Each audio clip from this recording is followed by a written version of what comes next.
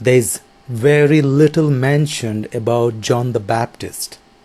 Right at the early stage, when Elizabeth was pregnant, it is said at the visit of Mother Mary, he leapt in the womb of Elizabeth.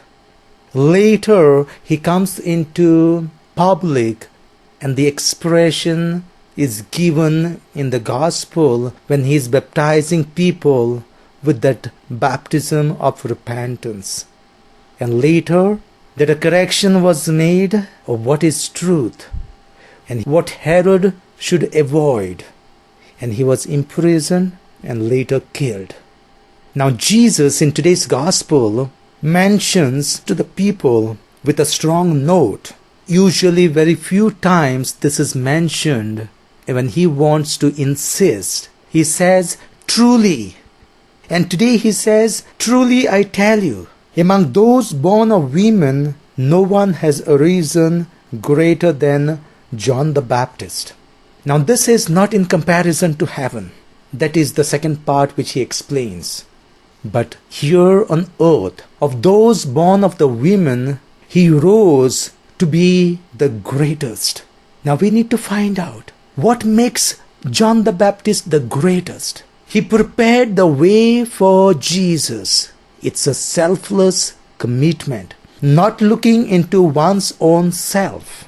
He stood for truth, even telling the king that what he is doing is not correct.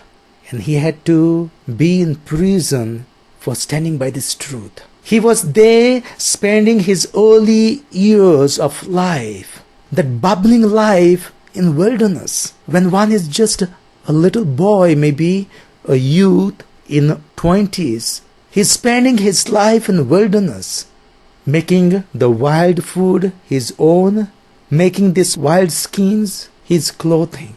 Now is this what makes him great?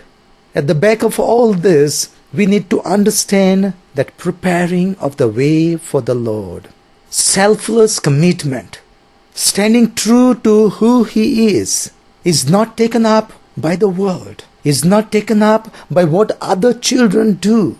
He remains firm and strong to what he is called to be. The advent of the coming of Jesus, he is called to prepare others to meet God, to lead others closer to God. I must decrease and he must increase, are his words. If this is what makes someone great, we need to learn something from John the Baptist.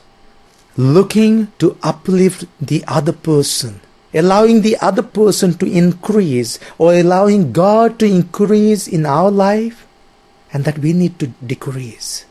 And in decreasing ourselves, not seeing to ourselves our own benefits, is what makes you great before God.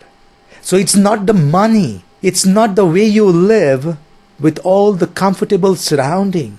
It's what you do. It's how you live, committed to the call God has given you. So it's not the millions and billions that make you great, but those actions, that commitment, that firmness in standing for the truth that makes you great. Take on something. Take on something in your life so that your life may be greatness to someone else. Your life uplifts someone else. Your life makes someone else to increase. In your life, prepares a way for God, or prepares others so that God may come in their life.